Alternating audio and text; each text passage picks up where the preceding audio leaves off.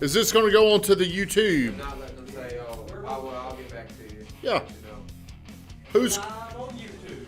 who is controlling that whenever that happens? I am. Whenever they say we'll get back to you. I lost control if they say that. That's exactly right. Put the ball in there for. Oh, look at me over here. Look at how Van has got it all nice and neat in here. Hey, you look good on that HD. I got my football. I am ready. Hey, good Saturday morning. It is going to be an awesome night of college foosball if Notre Dame can pull out the big one. The only way it's going to be good. Oh, man, can they do it? Please get on here, like the stream, so I can always acknowledge if you're on here. If you could comment, I would appreciate it. If you have any questions today, I really want to hear it. The other thing that's very important to me, if you just hit share. The reason why I want you to share this is I want to be able to influence more people. I want them to know who I am, and I want them to improve on something that I paid a lot of money. They get to do it for free. Hey, we've got Dalton back there. He's selling something. He's selling something. This morning, every Saturday, we come in here and we're really. Do you know what the purpose of the Saturday morning sales training is? I think step one is a commitment. Commitment, okay. Keeps you on track. Keeps you on track. Andre? I don't know. I feel like it's a meeting of the minds. It is. It's a mastermind. And the reason why I like to do this is because I'm old and y'all are young, and I feel like I got something to offer you guys that can speed up your process. What process am I talking about? The 1 to 3 year process in becoming a professional. Well, I really want you guys to have a better life. I want you to be able to make more money. And I feel like if we come in here on a Saturday, I always worked on a Saturday back when I was in college working construction. Loved coming in on Saturdays. I've missed working on Saturdays. We come in for 2 hours. Do you feel like this is work? It is. I mean, it's not, but it is. Do you feel like it's work? Andre knows. Andre worked construction. Do you feel like this is work? I meant It's work. work out your mind works. I meant work in the sense of it being productive. It's Okay. understand, Your like- mind, Okay. You get your mind. Now, see, the result of coming in here and talking about these things is I'm really trying to arm you with something that you're going to understand better. Something that you can take out of here, and you're going to be around people, you're going to be around prospects, and you're going to help yourself make more money because of things that happen in here. Dalton has said whenever he comes in here, this helps him make more money. Is he lying? Do you believe him? I believe it. Do you? 110%. What? He's back there right now. I know. First 2 weeks he came, he called and said, "I already see a difference in the stuff Tommy's teaching." Okay, so the most important thing we can do is get information. That's where the training comes. And as you get the information, there's going to be something else that comes along with it. You're going to be able to take more courage. You're going to have bigger balls, as Van. Van likes to talk about big balls. If you notice that, you're going to have more balls. Okay? So as you do this, the information comes and then you build the courage, there's going to be something else that's going to come and it's going to help you sell at a whole nother level, and that's the confidence. How did that deal go? Way twice what they were wanting to spend on it. What did they say? He said there's just no way that's more than I'm willing to invest in that particular thing. How much did they think it was going to be? About half. Well, they already gotten the price on some sort of other flooring, and it was half the cost, and that was too high. How do you overcome the price thing? For what I was trying to do was get him to tell me if it was the price thing or if it was an investment overall thing, or how is it too much right now or was it too much overall? And he just said it's just too much. I think people lose customers because they've got one option. See, you could have, the way I would have sold that, so Dalton is here, and what's up, Dan Elam? Hey, we just heard from Dan. Dan gave y'all some great insight. So Dalton just had a phone call. He sells epoxy flooring. What number did you give him a number? And you should always give a number. As a matter of fact, when you get something like that, I think it'd be a great idea if you emailed him a proposal. Would that be hard? Would that be time consuming? Would there be any reason why you wouldn't want to do that? No, sir. So I would start sending them proposals. So the way Cardone would teach something like this is you need to give people options. Where was he wanting to be? $1,500, $2,000. $1,500. There should be a $1,500 option that you guys could give him. But the way you sell value is you show him what was your price going to be. Let's just make up the numbers. $4,000. It was going to be $4,000. Okay, so what I would do, $4,000, the way you present $4,000 worth of value is the number and then all the things that you're going to get for $4,000. What you're trying to do is show so much value at $4,000, now they no longer want the $1,500 one. So I got $4,000, and then I'm going to come down to, let's say, they're at $1,500, then I might come down to $2,500 or $2,400. People don't trust these these even numbers. You know, I would come down to $2,497 and say, for this, you get this. And then I would always have a way to give them an option, even though you don't ever want to sell them that. People need options. They make sense of options. What's up, Joy Calvin? Hey, hiking this morning.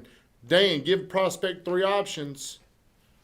That's how they make sense of their decision. Options. Do you understand what I'm saying, Hayden? With your company, so the way Cardone would say that, what are you trying to solve here? How much money are you trying to solve? The difference is about $2,000. You're trying to sell the difference. Can you show him why there's that much? Maybe not. I don't know. Some people don't buy because of price. People buy to solve a problem. What problem was he trying to solve? He wanted to use it for a gym and make it just look better. Okay. So He wasn't using it for vehicles or anything like that. so he just wanted it for a gym. He just wanted to look better. Yeah. Okay. Just something to put rubber. Now bands here's on. where you gotta. It's probably more important that you know your customer's product better than your own. What's going to happen if he goes with the product that he chose? If he goes with the cheap route, as soon as he probably drops a weight on there first time, it'll probably break, depending on what he does. So instead of telling him that, I would ask him that. I would ask them, say you're going to spend $1,500. How much do you know about the product that you went with? I would ask him, how much do you know about, what is it called that he was going to do? He was in some sort of click lock. Okay, how much do you know about that, sir? Well, I know it's $1,500 and you're more. What do you think's going to happen? And it's important to ask people this instead of saying it. Okay. What do you think's going to happen when a weight falls on it? Play along. It'll bounce off. What do you think it'll do to your floor? Nothing. I haven't thought about that. What do you think's going to happen to it after a year of having weights in there? Man, I don't know. I probably have to ask the rep about that question. I haven't given it any thought. I just figured it would bounce off. See, I'm trying to disrupt the certainty they have in the $1,500 product. And you don't say these things because you can't solve somebody's problem until you know what they're thinking. Right. You've got to find out what their objection is. And some people are just so fixated on money, they can't even see the value. That's why you got to present the value. That's why you got to ask questions to bring it out of them. Well, how long do you plan on having this gym? 15 years. 15 years. How many times doing it your way? Let's say this. If every other year every 3 years, you've got to go back in there and do this over and over again. How much is that going to cost you over the next 15 years? And no telling. Well, give a number. You always got to get an answer to your question. Probably around, if I have to redo it 4 times, cost me $1,500, about $6,000. It's going to cost you $6,000. What if only half of what I'm telling you is true, and you've got to do it, and it's $4,000? How much of an inconvenience is it going to be dealing with this over and over and over again? Big one. A couple days at a time. Danny Ward, kicking ass on Saturday. Thank you, Danny. How are you, friend? You on the golf course today? I know you like to play golf, but here's what I'm talking about. We've kind of gotten off track. I just like to talk about scenarios. If you've got other scenarios like that, how did they find out about you? Google. Google. Mm-hmm. Now, why would they be in it? Here's where you got to ask hard questions. Hey, you told somebody it's $1,500. Why would you want our product? He thought it was going to be cheaper to do something like what we do versus doing the $2,500 option? Well, see, since he's saying that there's things he does not know, why would you think our product's cheaper? Because it just entails less. Did you ask him this, or you yeah, talk? we talked about it. He told me, I asked him why would he, why is he interested in doing something like this versus what he already been quoted on. Okay. And he So it said- sounds like you ask a lot of good questions. Why would you do this? Why would you not do this? How could you justify, here's a good question, how could you justify spending $4,000 whenever your other quote was $1,500? Because if they can't justify doing it, they won't do it. That was it right there. Did you ask him that question? Yeah, that's where it pretty much it all ended. He said, "There's no way that and I asked him. I said, again, is it something that you don't want to spend that much money right now, or is it a thing that you don't want to spend that much money? Period. Is it kind of those types of questions?" And he said, "There's no way." Well, my wife will let me do it. It goes back to this. He is looking to solve a problem. Mm-hmm. And he believes $1,500 solves his problem. Now, it's going to be very hard to convince him. It's going to be very hard to convince him if he's certain this is all I need. But the way you could do it is by asking hard questions and presenting enough value to where he felt like this is the better option. Hey, do you have $4,000 to spend on this? No. Hard question. No, He don't? he don't. His wife won't let him. Okay. So it's going to be very hard. What's up, Lex? How are you? Roll Tide. Who do they play today? No clue. So If they said just going off what he just said, is this even the right kind of direction of saying, if I could show you how this investment could be beneficial to your wife, or if we could show her, do you think that would change her mind or no? well, I mean, he's already kind of ran out of bullets. Not everybody's a buyer. Yeah. That's not. We're not magicians where we're going to take it. But if he were interested, hey, what you could say is this: hey, would you even consider me coming out there and showing you how I could justify this is worth the money? We're $4,000 and we're still cheaper than them. Yeah. Could you justify that? How are you still cheaper even though you're $4,000 more? Then you need to put together something that demonstrates we're still cheaper. Mm-hmm. What is he? That's why you've got to know his product. Right. Do you know their product? I don't know much about it. So you don't know enough about his product to disrupt his certainty there. Right, because I never have to sell it usually. And it's only came up to me a couple times ever. Well, the more you know, Yeah. and not just about your thing, their thing, because he's certain on this. He's locked in on $1,500. Right. I think it would be good if you guys had a way to solve their problem. See, you need more customers. Right now, you're doing this one thing. We need more customers. Like if we could sell more products, we sell houses. Imagine if we could sell them something else. T-shirt, shirts, it's small, but like when people buy from you, they buy more things from you, they become better customers. They're more loyal. Little With agreement to a bigger agreement. second money is the easiest thing you could ever get. Right. That's the best thing about my job is being able to sell our covered patio business too. Well, is there a way you could do what they're doing and then maybe get out there and sell something else? To my referring to like the floor, that option, Maybe. is the floor option, yeah, probably so. So there's just no way you. Sometimes you've got to have these lost leaders where you don't make very much money, but it opens up the opportunity to get more money from them. Right. Well, how many products do y'all have?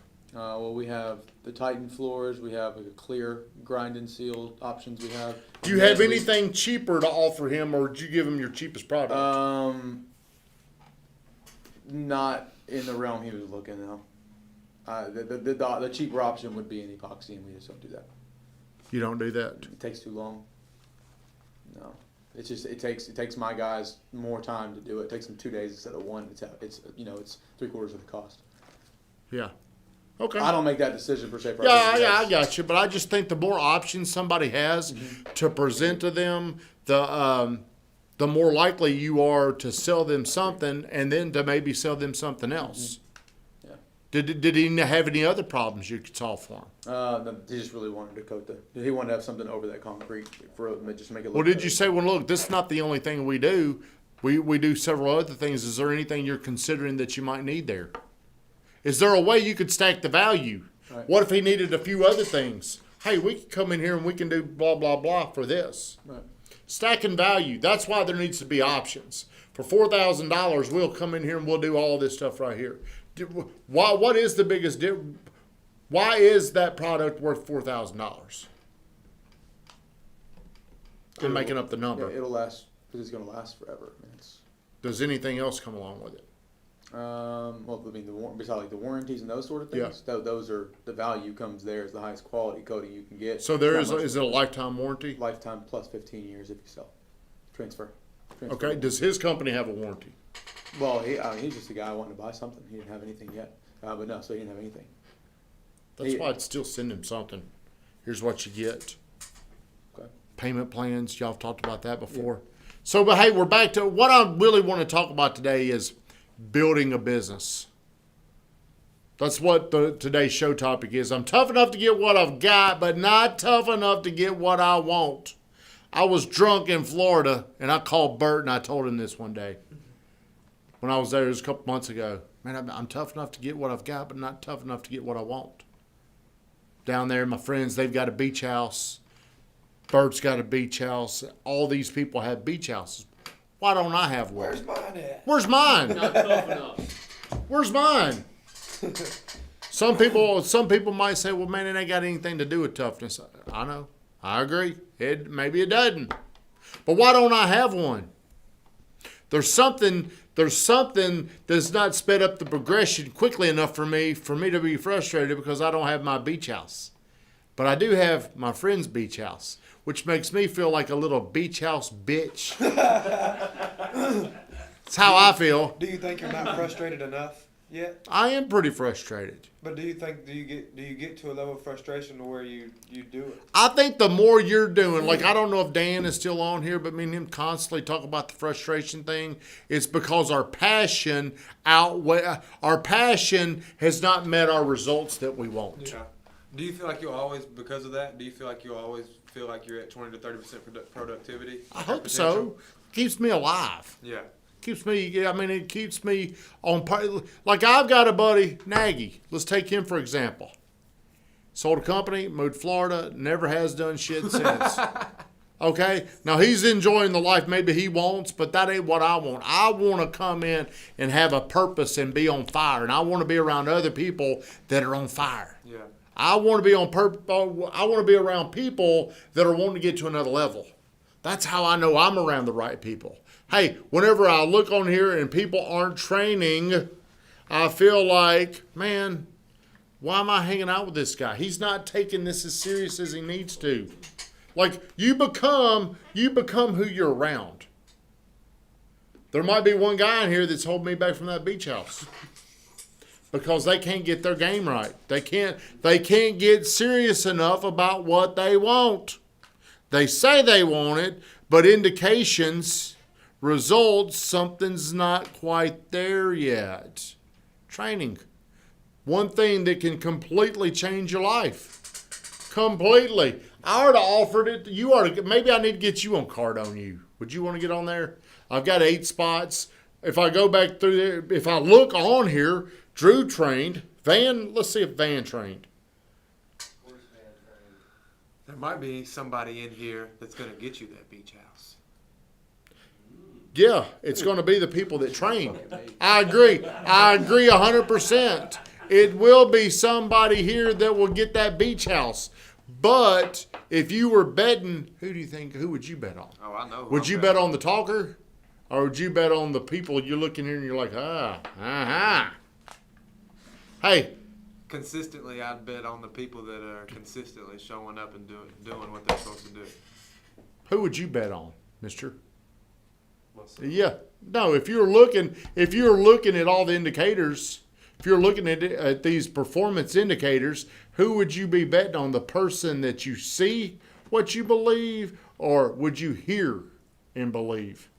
What I see and believe. Why is that? Because if I see it, they're obviously doing it. So What about the people that say they're going to do it? I ain't seen shit. What if you see a little bit? Not as much as this guy I see doing it. See, that's how you go to certainty. The person that's the most certain is always going to get the W. Certainty always wins. especially in the sales game. Here's the other thing that goes on. The person that sees themselves doing what they're supposed to becomes more certain in themselves. The person that says they're going to do something and they don't do it becomes less certain of themselves.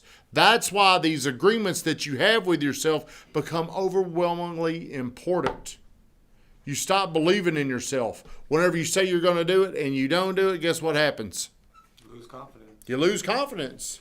Then the next thing you do is you start justifying not having that beach house. I don't need that beach house. Guess why? I got friends. I got a friend that's got a beach house. I don't need to do this. I got a buddy that. Why do I want that beach house? That's the question. The most important question that you can ever ask people is why. Around here, there is always a why. We refer to it as what? Dominant buying. Say it with conviction. Say it with certainty. Dominant buying motive. Dominant buying motive. Why do you want this beach house? Why is that reason why I'll come in here and push and risk and try to get the beach house? So you don't have to rely. Nope. You got to ask. You should just say, well, tell me why. Tell me more about that. Tell me more about that. Well, you know what? I want to be able for my wife and kid to go down there. I want to be able to go down there. I want people to come up and ask me, hey, can I come to your beach house? I want my mama to go down there and hang out. It's more important than me being there. And this is the fuel that I need to get what I want. But you got to pull these things out of people. You can't assume. A lot of people just assume they say things. They don't even know because they don't ask. They stop too soon. You got to keep probing. Got to keep asking. And then maybe I say something that helps you say something back to me that helps me make sense of this. Like, tell me more about that. Yeah, how could this change your life? How would your mom feel if she could go down to your beach house? How proud would you feel? Uh-huh. Why is that so important to you? You're like my shrink, your salesperson. You know, one day I'd like to put together a game that's kind of like the correlation between being a police detective and a salesperson. I don't know what I would call it. But man, sales are so much like being a police detective. Last night we played this little game at the house and it gave us clues to solve this murder. So like if we were playing something, I want you to just, let's talk about this. If we were playing this game that I'm going to invent one day, murder mystery, the GTT murder mystery. If you guys killed somebody in here and I came to you and I said, Dalton, did you kill that man? No. That's the same thing as asking somebody, Drew, do you want to buy a house?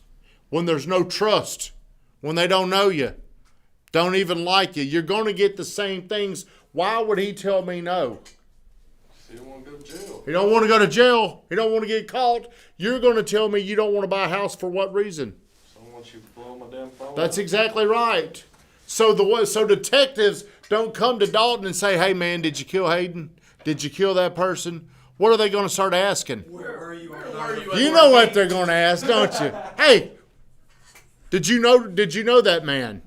They're gonna stealthily walk in and start asking you questions. The same thing is like that. That's the way sales are. They ask you a question, then they catch you red-handed. Catching you red-handed's the close. Dalton, did you know Hayden? Yes. Did you see him? Where Tuesday were you night? at the time? When's the last time you talked? And here's something else detectives do. They ask questions that they know. Yeah. Or they kind of know, or they're thinking, hey, when's the last time you talked to Hayden? They got your phone. Saturday morning, 9:05. He was late to sales training. Okay. Well, we've got your phone records, and it looks like you called him later that day and had a 4-minute I conversation. forgot about that call. What did y'all do in that conversation? Now detectives go into fact finding. Do you think that would be a cool sales game? Like if you could train your mind as a salesperson, you're a detective, and you ask questions. Well, why were you looking on Zillow? See, the problem is in the sales game, they ain't got an answer. They ain't got no fear of going to jail. But the thing that's the correlation is the people in the sales game are locked up. They don't want to say anything. It's hard to unlock them. They're not going, yes, I want a house.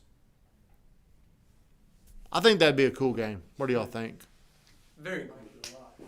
I'd play it. So how good are you guys at like the only way you could have gotten this guy is by asking him good enough questions to where you developed, you hooked him into wanting to know more about your product. That's the only way. But maybe he came in. 57% of the time, people have already made their decision on what they're going to do. He had already made his decision. And that's yes or no. I mean, that's for it or against it. They already know. Is that Once what he you're heard saying, the or- price, he was just price shopping you. Yeah. He just want to know. He thought he could get it cheaper. And he's probably somebody you didn't really want to deal with anyway. You don't want to deal with people if they're only price shopping you. It's hard to convince them of value, you know. But let me ask you this. Are you a price shopper? Yeah, sometimes. Price shoppers attract other price Weird shoppers. how that works. Huh? It's weird how that works. It is weird. It's Huh? no do crazy shit. It Tell is. me more about that. Well, people are convinced because of what they believe in. You believe in price shopping. Whenever you get a price shopper, you have an agreement with him. It's very hard to sell somebody different than what you believe. Now, he could have called somebody else that's not a price shopper, and he could have started throwing things out there because he didn't make sense of being of price shopping. So here's where that goes. If you want to get better at handling price shoppers, it all begins with you getting better at not being a price shopper. But do you feel like price shopping? Because I was looking at some TVs yesterday, and I looked at Target had one for $249, and Yep. Walmart had one same exact TV for $300. As a human, what are you gonna go with? It wasn't the price. You said something there. What did you even say to make it the same? It was the exact same TV. Okay. Well, you couldn't justify spending more money on the same value. Was there any more value in one of the TVs? Are you certain? Certain. Well, that's why you go with the cheaper one. But is that considered price shopping? Nope. How do you know it was the same? How do you know it was the same exact TV? I clicked on both of them, and I saw the specs on both of them the same. Is there anything you could have missed? No, Did you have a salesperson demonstrating? I was online. Okay. Well, in your mind, you were certain they were the same. You made the decision because price doesn't matter. Okay. People don't buy off price. They buy off value.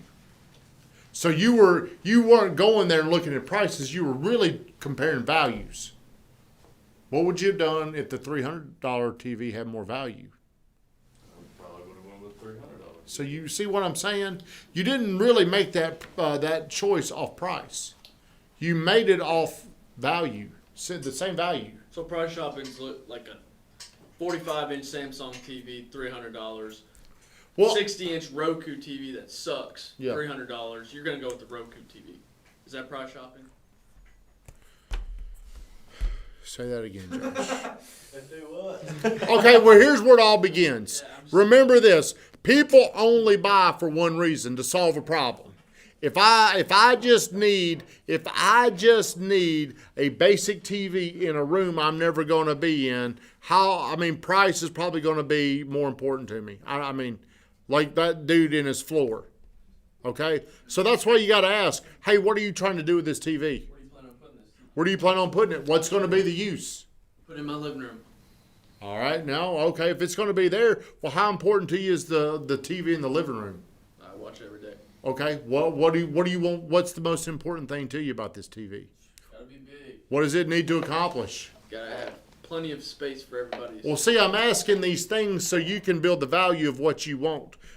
People are going to go with what solves their problem unless they find something that they fall in love with, and then they can make sense of it. Danny Ward, if price was the only objection, then a store like Publix wouldn't even exist. I personally love shopping at Publix. So do I.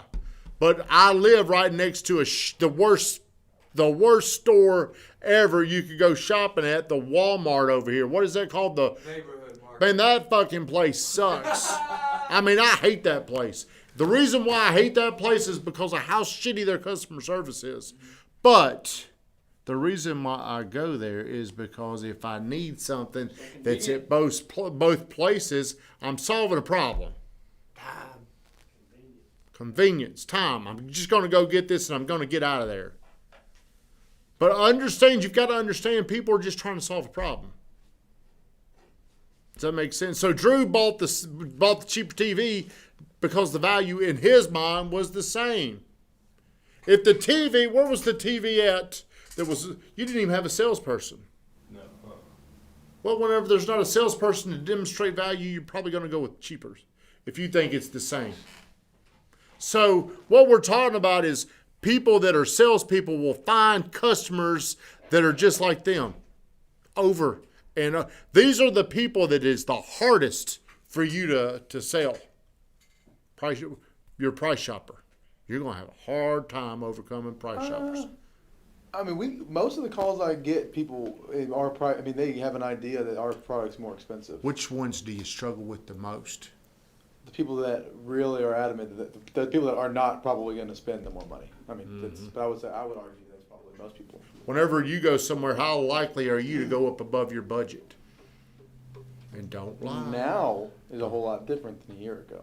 Like Okay. now, I'll spend more money. Okay. Well, in the future, you're going to get a little bit better dealing with these kind of people. And it's crazy how this works, but people make sense of what they're buying. People that are selling make sense of what they're selling. See, back to your question earlier, you asked, was I a price shopper? I've always been a price shopper because back to our mindset thing of how we grow up, I was always a value, coupons, et cetera. But not as much Is it anymore. value or price? But now it's kind of transitioning to, if I want something, I want. See, it all comes down to nice confidence. quality. You can't sell with confidence if you agree that, hey man, we're too high. We're too high. Right. There's difference between an internal objection and an external objection. An external objection is something I get from you, Josh. An internal objection is something that's in here. It's probably, I mean, if you're going on a vacation, are you always looking at price? Oh hell, I never had that money on vacation before. That's the truth. Yes, always looking at price. You're always looking at price. See, man, price. You will get a lot more money pursuing you when you get off how important money is. I used to look at price on vacations till I went to Sandals. That's just not a thing. How can you justify going to Sandals and paying $4,000 more than going to Panama City? It's quality. Why else? See, that ain't enough. Tell me more. What's it like? I'm going to put Drew back at Sandals with my questions. What was it like? You really don't spend any more money while you're there. Every question that I ask him, he is building value for Sandals. I can't just say Sandals is better. I can't just say these things. I need to put Drew. When did you go there? This was my honeymoon. Is your honeymoon? What month was that? June. June. What was your favorite thing about being there? Unlimited drinks and food. Is this something that you would want to go back to? Absolutely. When would you like to do it? This week. Could we go ahead and book you right now on a trip in the future? Absolutely. See, did I tell him to do this? I took him back. It's going back to another detective. I'm going back to the scene of the crime. I'm going back to where he was. And I'm not telling him things. I'm asking things because people make decisions to do something in their mind. Do you understand that? Hey, one question you might ask him. Hey, man, have you ever been on, what's your floor called? Polyurea based. Have you ever been on a polio, whatever that fancy word is, floor? Have you ever seen one? If I could get you inside of one, would that even interest you? If you could see? If I showed you, hey, the only reason why you want to go to this $1,500 floor is you don't fully understand how much money this is going to save you. Right. But as soon as you hear that, those questions, your certainty, they disappear. All because you agree with the price shopper. Whether you believe me or not, that's why sales are made with agreement. It's hard to overcome it's hard for people to overcome an objection with they agree with. Hell no, I don't blame you. So let me ask you this. How much potential are you operating at right now if you really think about that?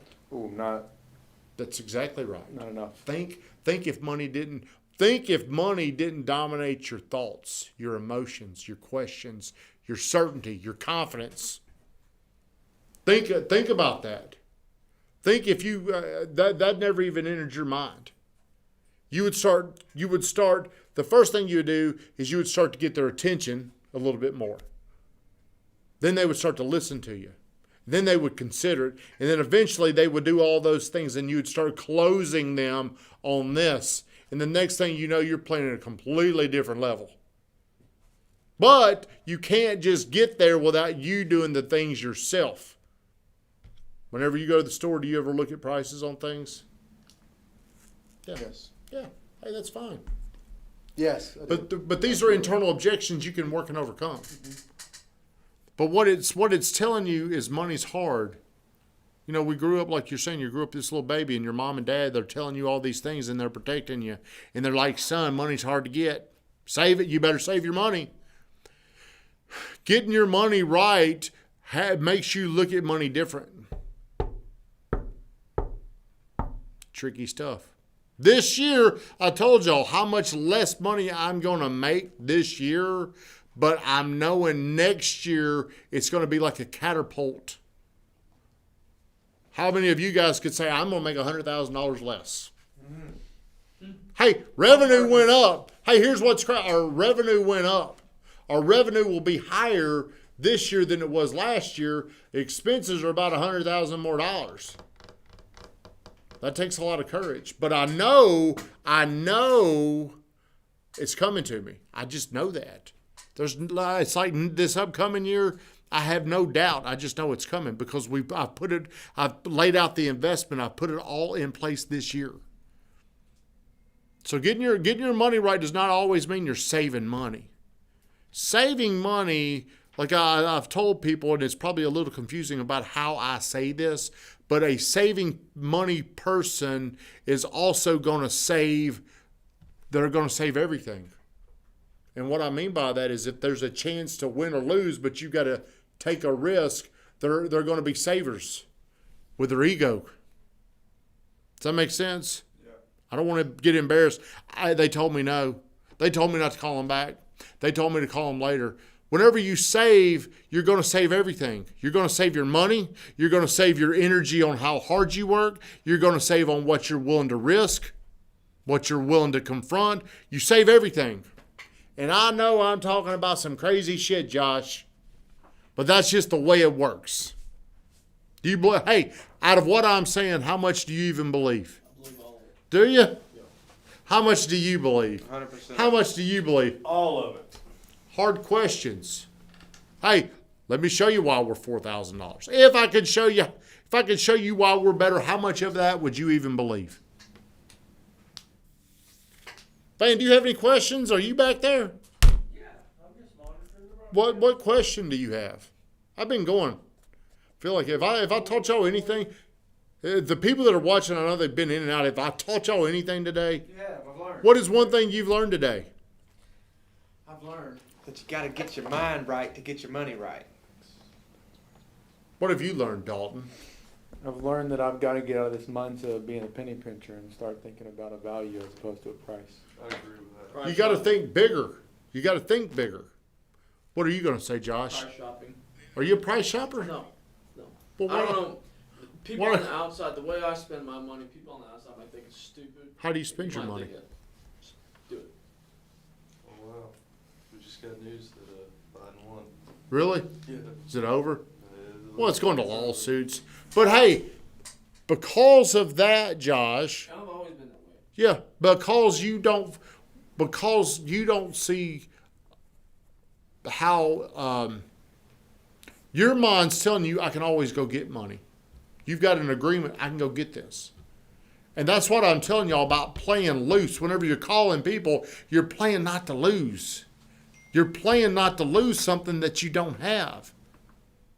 You got to learn to play how to win. You're never even going to get their attention when you're playing to lose. You're playing to, there's people in this office like, man, I can't believe you get on here and you cuss. You know, they're saying those things, but I'm playing to win. There's some people out there that hear me cuss and they're gonna like me. You may not like me. Dalton may hate me, but think about I'm playing to win. I'm playing to win people. I'm not playing to not lose people. I don't have you yet. Do you have anything? Would you like to add anything, Andre? I mean, all in all, you handled it today. Good stuff. Was it good stuff? Good. I don't show. even know if I handled anything specifically about sales. I mean, you explained a lot about what it takes to, get to that next level. I feel like you gotta be. See, that's what we should have named it. Damn. It was a lot about the customer's mind, I think. Well, it's really about the salesperson's mind. Yeah. I Go mean, both and ways. those- See, the fact that I can spend $350,000 this year to grow the company, do you think it's easier or harder for me to go out and ask people for things? Easy. It's a lot easier. A lot easier. If you're not willing to invest things, like I tell people, if you're not willing to spend money and invest on yourself, it's going to be hard for you to ask people. Like, I'll ask people a question that it makes no sense, but I'll ask it anyway. But and it's because I've kind of built myself like that. Spending $350, I mean, I can't imagine 5 years ago I would ever $350. That is insane. Then I go over there and look at John's. He spent $700,000. Just operating so small. I keep telling myself, dude, you're too small. You're thinking too damn small. That's why I kept going up on the Zillow. Sometimes he was calling me and I didn't even have the money in the business account to pay for what the next month was coming. We're going to go up to $13,000. Okay. Hey, what's the worst thing that could happen if I can't pay this? You know what they said? Well, we'll just take you off Zillow. They don't put you in collections. I'm like, well, fuck it, let's go. That's what I told him. I said, Dean, what's the worst thing that could happen if I can't pay this? Y'all gonna hit my credit? No, man. We just, if you don't pay us, we just don't ever do business with you. I'm like, let's go. Hey, I got no risk here.